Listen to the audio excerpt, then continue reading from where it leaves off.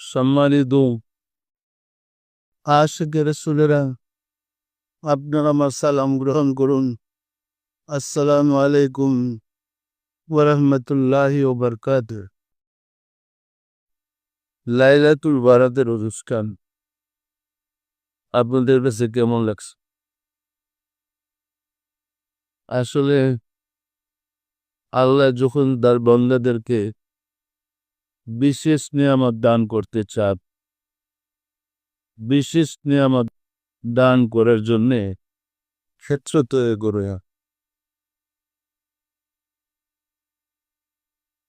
এই বরাতের রজনী কেউ বিশ্বাস না করলেও আমরা বিশ্বাস করি বাই করে যে পরিয়া করে দিই। তো আল্লাহর বিশেষ কিছু নিয়ামত দান করতে হইলে ক্ষেত্রটা এমন বানান যেন তিনি এটার বিনিময়ে নিয়ামত দান করতে পারবে। পবিত্র কোরআনে আল্লাহ বলছেন, মানুষ সাধনা করে যখন একটা বিশেষ নিয়ামত প্রাপ্তির বা পাওয়ার যোগ্য হয় না, তখন তার উপর আমি একটা মুসিবত নাযিল করে দিই। আমি দেখি সে কতটুকু ধৈর্য ধারণ করে। মানুষ যখন ধৈর্য ধারণ করে, আমি তখন তাকে পুরস্কারটা দেয়া থাকব। আমাদের সতর্ক থাকতে হবে, আমাদের কোন আবাদতে আল্লাহ খুশি হন, কোন আবাদতে আমরা কি পাইলাম। আমরা এতে আবাদত করতে চাই না, কি আর আবাদত বেশি না। আপনি সঠিকভাবে যদি আবাদত করে একদম অল্প, মানুষকে আল্লাহ আবাদত করার জন্য সৃষ্টি করেন নাই, সৃষ্টি করেছিলেন আল্লাহর প্রতিনিধিত্ব করার জন্য। যারা আল্লাহর প্রতিনিধিত্ব করবে তারা যদি ইবাদতের জন্য আর বেহেশতের জন্য পাগল হয়ে যায়, এত স্বার্থপর।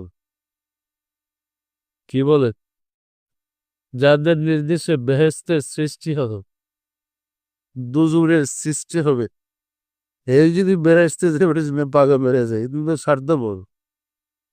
আল্লাহ কিন্তু এই কাজ করার জন্য মানুষ করেনি। আল্লাহ মানুষকে সৃষ্টি করেছেন তার প্রতিনিধিত্ব করার জন্য, তার নির্দেশে পরিচালিত হওয়ার জন্য। আল্লাহ মানুষের প্রভু আর মানুষ সমগ্র সৃষ্টি জগতের প্রভু। পরিষ্কার না পরিষ্কার, আমরা যদি সেই গুণ, সেই চরিত্র অর্জন করতে ব্যর্থ হই, তখনই আমরা সবচেয়ে নিকৃষ্ট হয়ে পড়ি। মাল্লাহুল মাওলা ফালাহুল পুর, যিনি মাওলার হয়ে যায় তামাম মাতলুব তাজ হুকুমের গোলাম হয়ে যায়। বিশ্বাস হয়? বিশ্বাস। সুতরাং আমরা মাওলার হয় না কেন? আমরা তো মাওলার হওয়া উচিত। আমরা যদি মাওলার হই, মাওলা আমাদের হবে। যিনি মাওলাকে পেয়েছে তার জগতে এর চেয়ে বেশি পাওয়ার কিছু নাই। কারণ তিনি যা চান আল্লাহর সৃষ্টি জগতে তা কোন ফায় কোন দ্বারা হয়ে যায়। আপনাদের বিশ্বাস কর? সুতরাং সবাই সচেষ্ট হন আল্লাহর ঘর জুটে। আল্লাহর বসে কেউ খেতে চায় না। দুর্বোধে বিপদকে মায়া বেহেশতে লেগে বাঁধে। আমি বেহেশতে যাবো কেন? কি কারণ? কি বেহেশতে যেটি চারকতাম? আবার প্রশ্ন, আমি বেহেশতে যাবো কি করে? মানুষ তো আশরাফুল মাখলুকাত। এই মানুষকে তো ফেরেশতারা সেজদা করেছেন। আদম আলাইহিস সালামের ফেরেশতারা সেজদা করেছে না করে নাই? যখন আদমকে ফেরেশতারা সেজদা করেন, তখন আমার আপনার সমস্ত মানুষের রূহগুলা কোথায় ছিল? আদমের পৃষ্ঠে ছিল না ছিল না?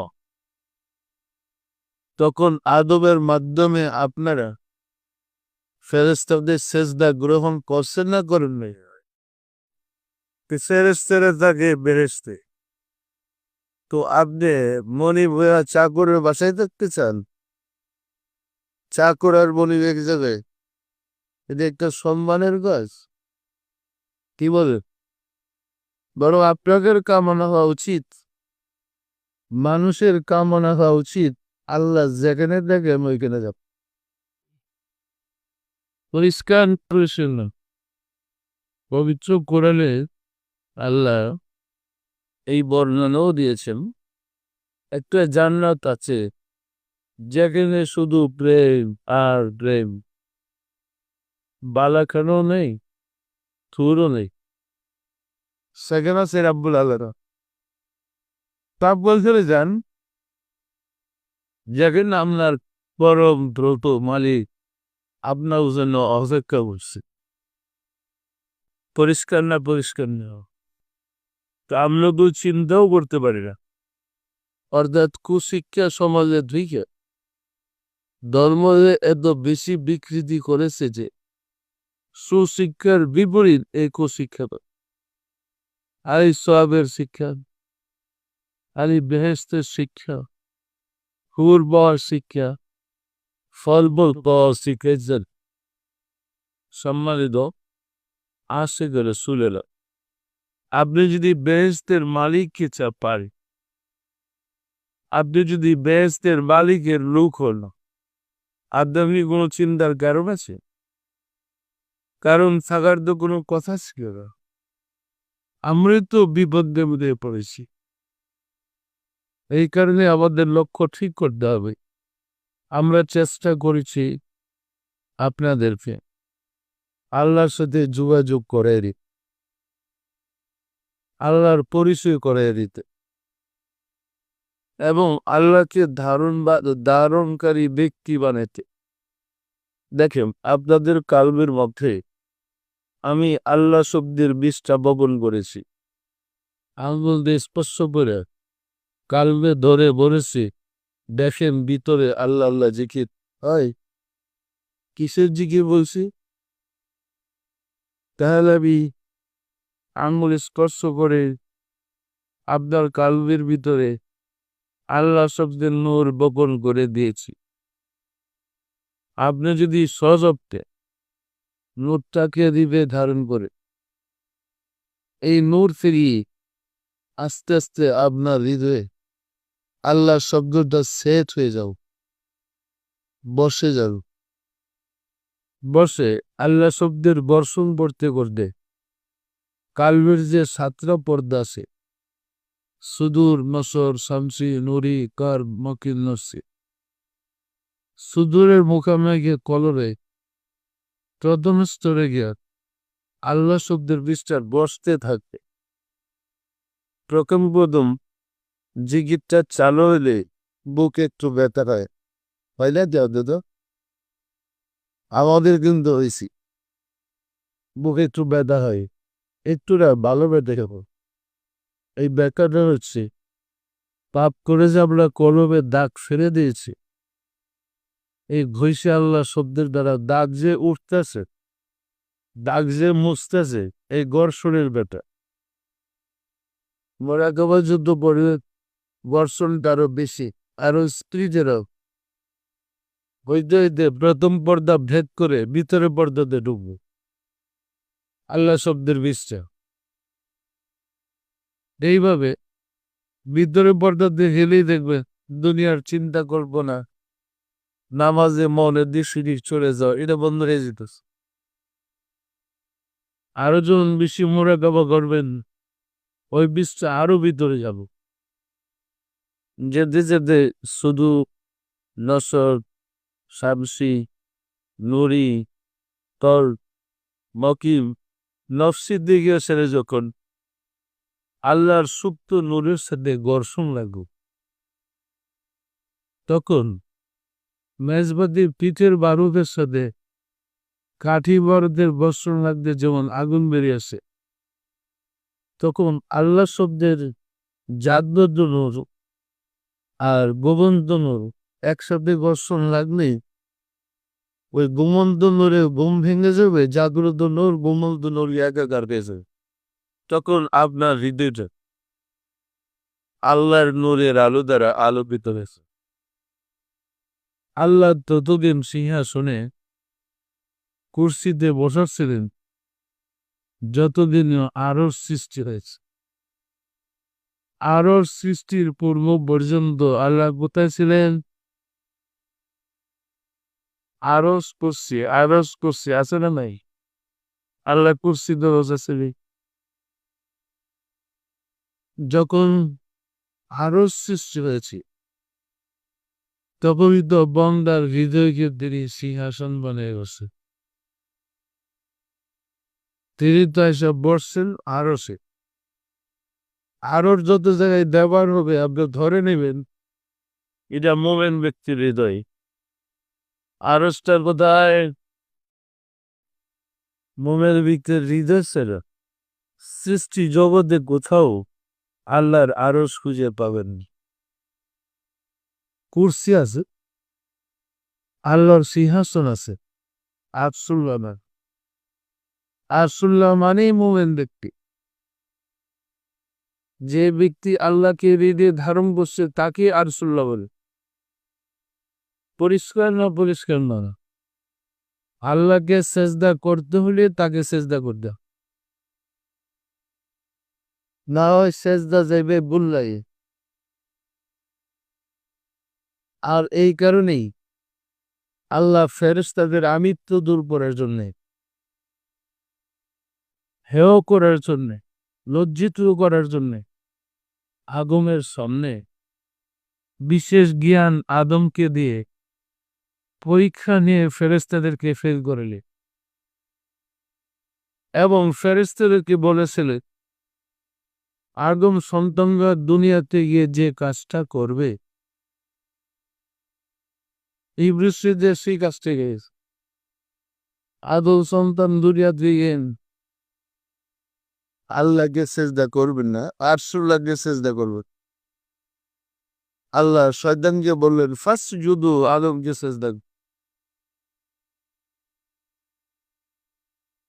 ফাসজুদু নির্দেশটা দেওয়ার পরে সবাই সেজদা করেছে, সকল ফেরেশতা। ফেরেশতার যে শিক্ষক মানে হুজুরই সেজদা করে নাই। হুজুরিদেরই সেজদার বিরুদ্ধে কি আবার মুস্তাদের না বুঝতে পারি হুজুরদের সেজদার পক্ষে না বিপক্ষে? হুজুরদের উস্তাদ না উস্তাদ নাম? কিন্তু ফেরেশতা সর্দার না, ফেরেশতার শিক্ষক। হুজুরি দল ফেরেশতার শিক্ষক শ্রেণী শয়তান। হুজুর হইয়া উনি কিভাবে আদমের সেজদাটা করবো বলল? এই কর্ম পর্বে দিকে বড় হুজুর রে কইছে তুমি আদমরে সেজদা কর। বড় হুজুর কই আমি সেজদা করিব কেন? খালাকতাহু মিন নারি ওয়া খালাকতাহু মিন তিন। আমি আগুনের সৃষ্টি আর আদম মাটির সৃষ্টি। আমি তার চেয়ে শ্রেষ্ঠ, আমি কিভাবে দাঁড়িয়েছে যাব? বলছে না বলে নাই? দেখেন হুজুরের কারবারটা কি। ওই শ্রেষ্ঠ হয়ে বইছে শিক্ষককেও। আমাদের সমাজের শিক্ষক হুজুরেও সেজদা করবেন। তখন আল্লাহ সন্তুষ্ট বলছে হে শয়তান তুই বেহেশত থেকে বেরিয়ে যাও। তারে অভিশাপে লানতে তক্ত দান করাবে। তো হুজুর পাইছে কি সেন্টার করেন? পুরস্কার পাইছে না পাই নাই? এই পুরস্কার লাই হুজুরা করতেছে। এখন বলতেছে সমাজে আপনি যদি যে আরশে আল্লাহ থাকে ওই আরশের সালাম করে পদম বসে মাকানো একটু সেজদা হয়ে যায়। ডাইরেক্ট হুকুম পাই আমরা সেজদা করতাম না, আর আপনার সেজদা করতেছেন। অথচ রাব্বুল আলামিন স্পষ্ট ভাষায় করে না বলছে ওয়াত্তাখাযু মিন মাকামি ইব্রাহিম মুসাল্লা। আমি তোমাদের কেবলা করেছি কাবাগর, নামাজের জন্য কেবলা করেছি কাবাগরকে। যেখানেই থাকো কাবার দিকে মুখ করে নামাজে দাঁড়াও। পরিষ্কার না? পরিষ্কার না? আর সেজদা করো মাকামে ইব্রাহিমে, অর্থাৎ ইব্রাহিম আলাইহিস ইসলামের পদ মোবারকে যেখানে ইব্রাহিমের পায়ের চাপ আছে ওইটাকে মাকামে ইব্রাহিম বলো, ওইটাকে সেজদা করো। যদি মাকামে ইব্রাহিমে সেজদা করো এই সেজদা পাইব আল্লাহ। মাকামে ইব্রাহিম হলো আর সল্ল। পরিষ্কার না? পরিষ্কার না? কথাটা কিন্তু কোরআনে, এই আরবিতে আমি বানাইছি না, কোরআনে আছে।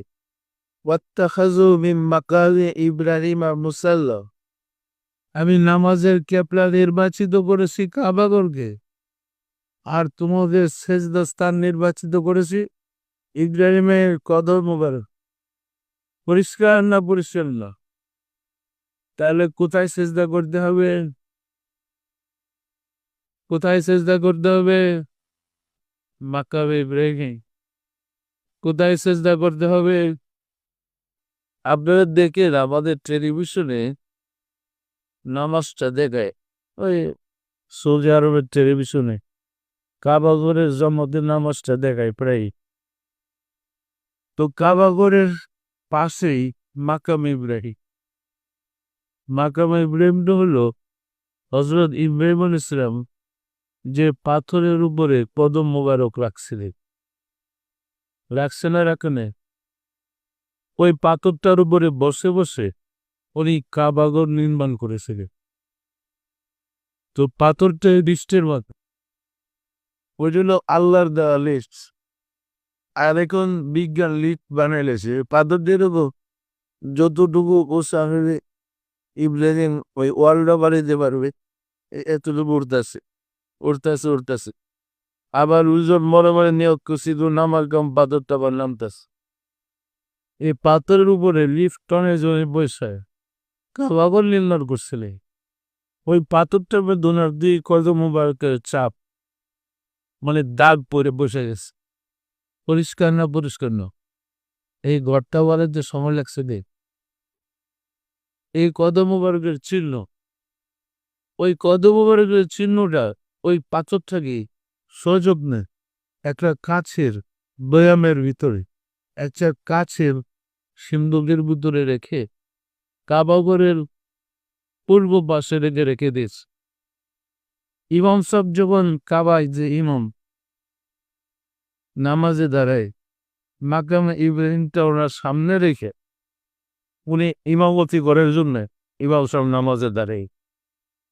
ইমাম সাহেব নামাজে দাঁড়ালে চতুর্দিকে মানুষ কাবার দিকে মুখ করে নামাজ পড়তেছে, কিন্তু হুজুর তো সেজদা করতেছে মাকামে ইব্রাহিমকে। কি এই হুজুরের মাধ্যমে সবার সেজদার নিয়াজ করতেছে মাকামে ইব্রাহিমে।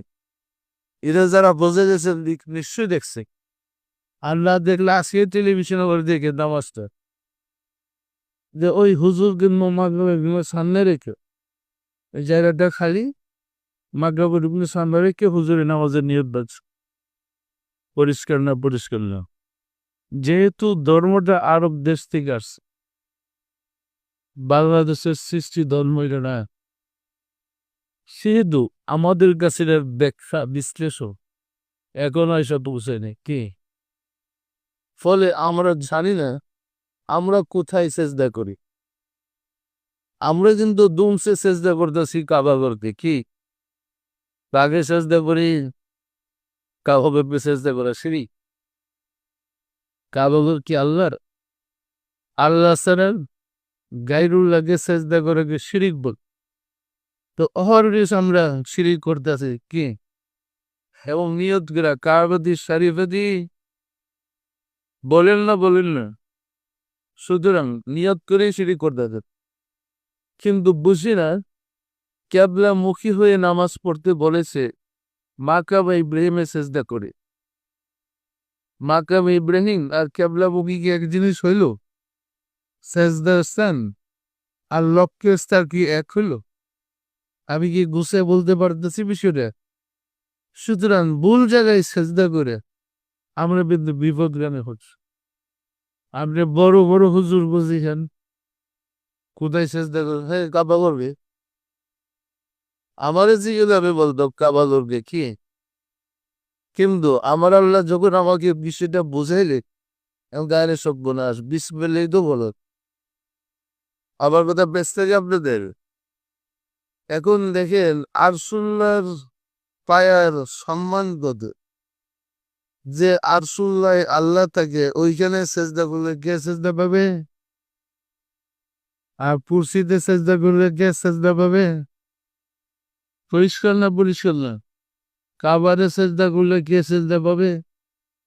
তবে আরসুল্লাহ সেজদার বিপক্ষে হুজুররাই থাকবে, কারণ সবচেয়ে বড় হুজুর উনি তো সেজদা করে নাই, উনি তো ফেরেশতাদেরকে শিক্ষা দিয়েছিলেন।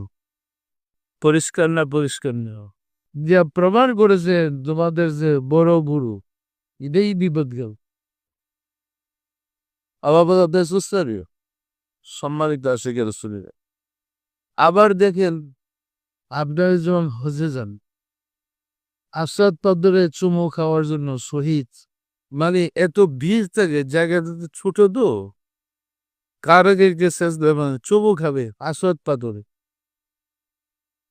এবং চুমু খাওয়ার জন্য মানুষ পাগল বেহাল হয়ে যায়। আসওয়াদ পাথরে চুমু খাবে, সমাজে মশহুর কথা, আসওয়াদ চুমু খেতে পারে। পরিষ্কার না পরিষ্কার না? এই পাথরের আরো অনেক ঘটনা আছে, আমি আরো দিকে যাব না। এখন আরসুল্লাহর স্পর্শের কারণে পাথর ধন্য, আর এই পাথর মানুষের চুমু খাইয়া ধরল কে? মানুষ ওই পাথরে চুমু খাইয়া নিজেকে ধন্য মনে করেছে। সম্মানিত আশিক রাসূলেরা, পরিতাপের বিষয় আমরা বিজাতির ষড়যন্ত্র এবং স্বজাতির মূর্খতা অজ্ঞতার কারণে ব্যাখ্যা না বুঝা আমরা ওরে আল্লাহ বিরোধী হয়ে পড়েছি। যিনি আল্লাহকে ধারণ করেছেন উনি কি সাধারণ মানুষ? সাধারণ? তার পায়ের স্পর্শ যেখানে না যায় এটাকে পবিত্র হয়ে যায়।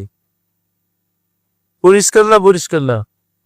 আমরা কিন্তু ওরে আল্লাহ বিদ্বেষী মতবাদ সৃষ্টি করে ফেলেছি।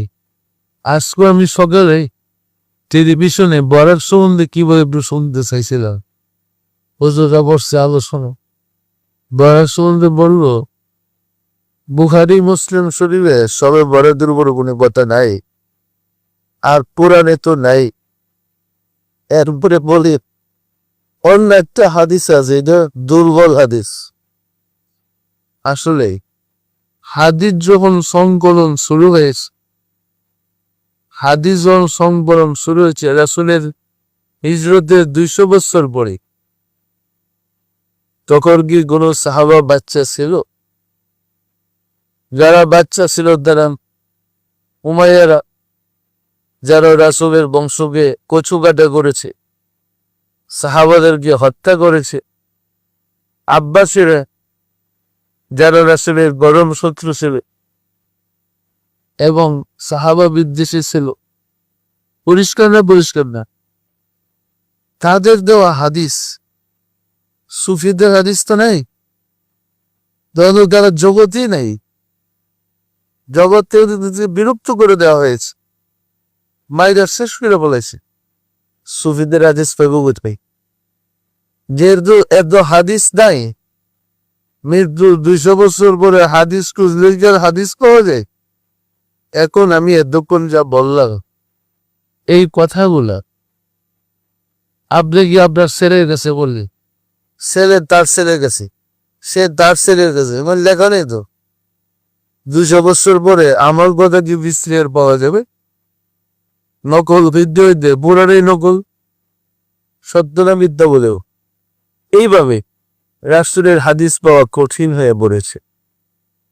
ফলে আমাদের পণ্ডিতরা বলতেছে ওই হাদিস হাজা হাদিস আর গরিব, আর এই হাদিসটা গরিব, দুর্বল, রাবি নাই, মানে বর্ণনাকারীর অভাব, একজন বর্ণনা করেছে, আর মিথ্যা হাদিসটা 3 জন বর্ণনা করেছে। কি আরে যারা বর্ণনা করবে এর তো দায়ী, এই গোষ্ঠী বারে সাফ করে রেছে কি? দেখেন হযরত আবু বকরের বর্ণিত হাদিস পাবেন না, ওমরের বর্ণিত হাদিস পাবেন না, ওসমান আলীর বর্ণিত হাদিস পাবেন না। এই চারজনের মধ্যে সবচেয়ে বেশি হাদিস যদি বর্ণিত পান, সবার ঊর্ধ্বে 16টা হাদিস একজন বর্ণনা করছে, 10টা, 3টা, 5টা। এই সাহাবায়ে কেরাম খুলাফায়ে রাশিদা রাসূলের সাথে তাইগা মাত্র 10টা কথা শুনছে, 12টা কথা সারা জীবনে শুনছে। ওদের হাদিস গেল কোথায়? হাসান হুসেনের বর্ণিত হাদিস কোথায়? মা ফাতেমার বর্ণিত রাসূলের হাদিস কোথায়? রাত দিন একসাথে থাকতো, এই হাদিসগুলো গেল কোথায়?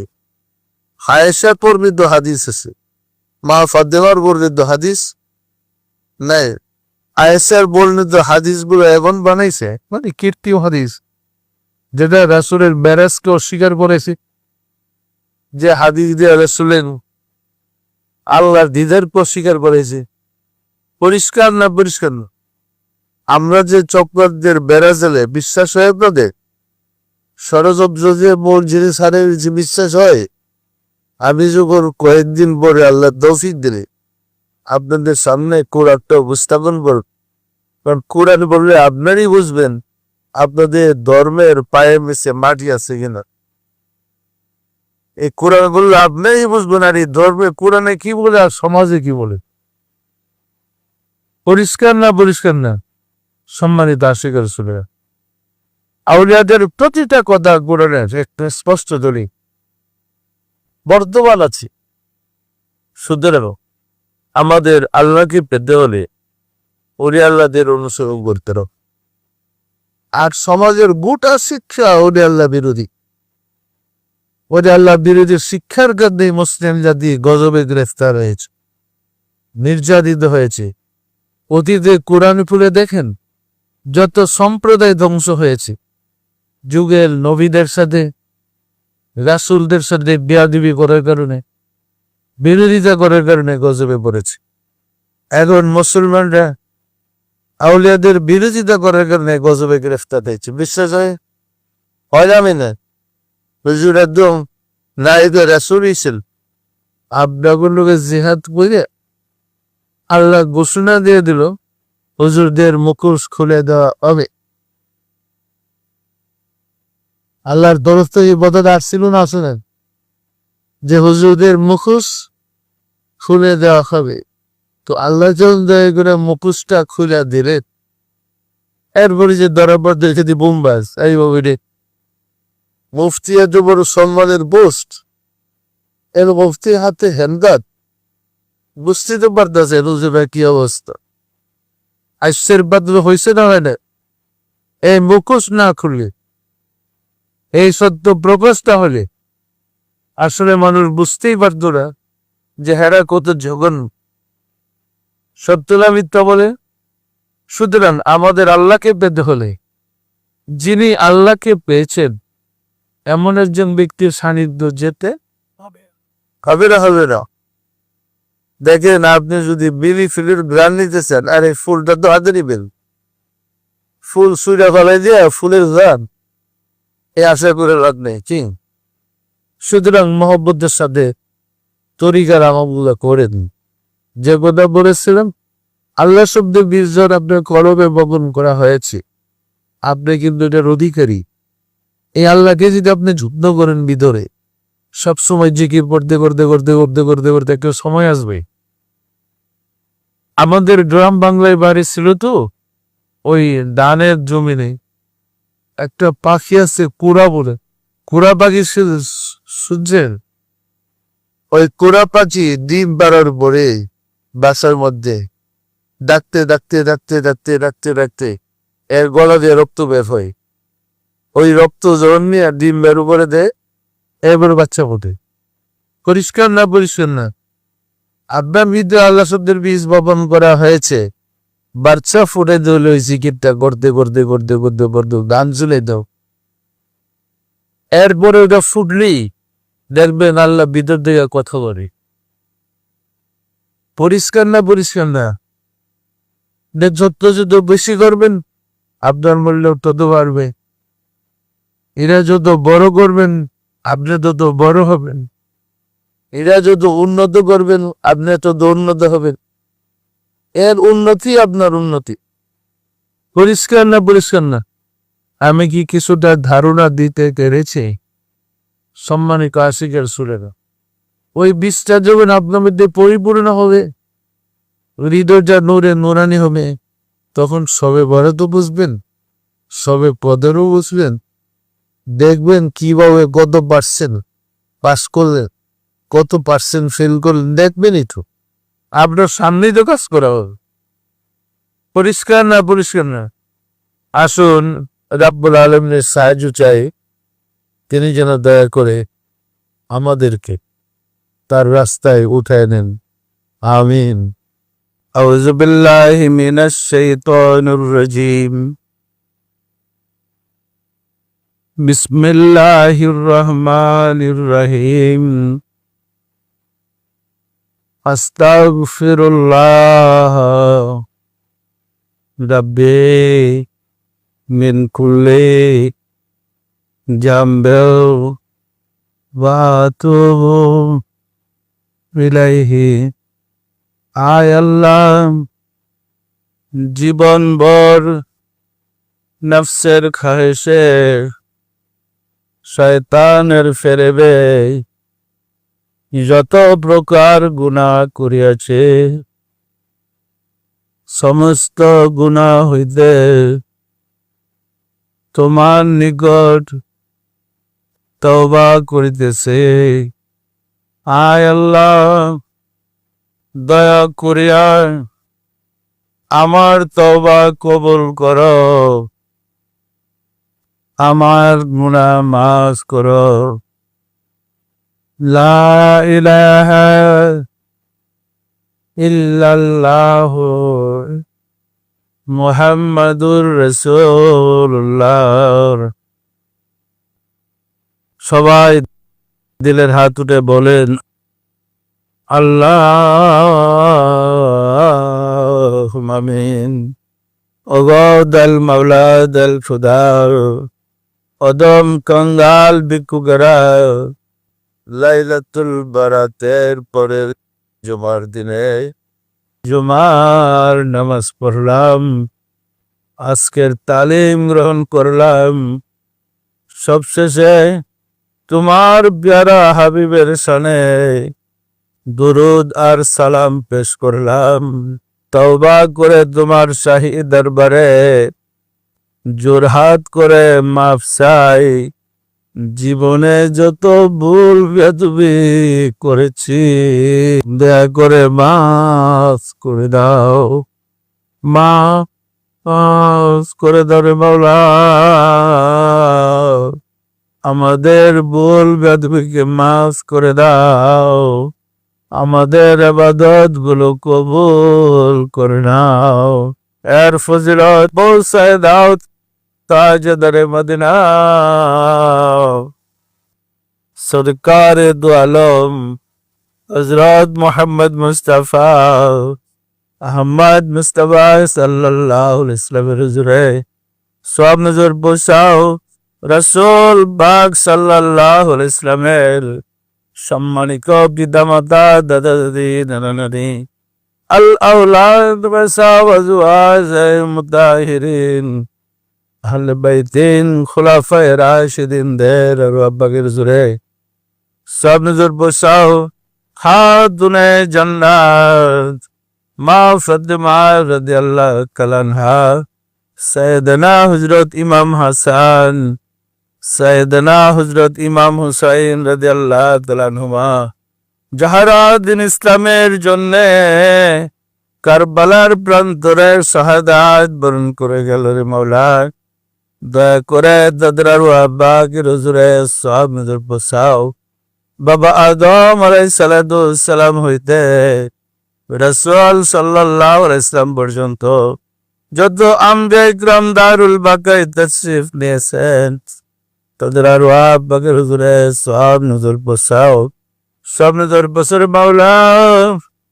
আমার মুর্শিদ পিরানে পীর দস্তগীর সুলতানুল মাশায়েখ সুলতানিয়া মুজাদ্দাদ আব্দুল ইমাম শাহ চন্দ্রপুরী রহমাতুল্লাহ জুড়ে তার সহধর্মণি হযরত বরমা রহমাতুল্লাহ জুড়ে সনজর বসর মাওলা হযরত খাজা বাহাউদ্দিন নকশবন্দ রহমাতুল্লাহ মুজাদ্দিদ আল-ফিসানি রহমাতুল্লাহ খাজা মাইনুদ্দিন চিশতি রহমাতুল্লাহ বড় পীর আব্দুল কাদের জিলানী রহমাতুল্লাহ তাদের তরিকার সিলসিলায় যত পীর অলি গাউস কুতুব তাম পৃথিবীর মুমিন মুমিনাত যে যেখানে ইন্তেকাল করিয়াছে রে মাওলা দয়া করে তাদের আরওয়াহ পাকের হুজুরে সব নজর বসাও। আমরা ভিক্ষুকেরা যারা তোমার শাহী দরবারে হাত উঠাইলাম, আমাদের আপন আপন গর্ভধারিণী মা জননী জন্মদাতা পিতা মহাবদের স্ত্রী শ্রদ্ধেয় শ্বশুর শাশুড়ি দাদা দাদি নানা নানি খালু খালা ছেলে মেয়ে খেস আকরাবা যে যেখানে ইন্তেকাল করিয়াছে রে মাওলা দয়া করে তাদের আরওয়াহ পাকের হুজুরে সব নজর পৌঁছাও। আর যারা জগতের বুকে বেঁচে আছে তাদের প্রতি রহমত নাজিল করো মাওলা গো। ঘরে ঘরে আশেকে রাসূল বানিয়ে দাও, আশেকে রাসূলদের বিপদ আপদ বালা মুসিবত অভাব অনটন দয়া করে দূর করে দাও মাওলা গো। আমাদের মুনাজাত দয়া করে কবুল করে দাও, আমিন। বাহাক লা ইলাহা ইল্লাল্লাহু মুহাম্মাদুর রাসূলুল্লাহ।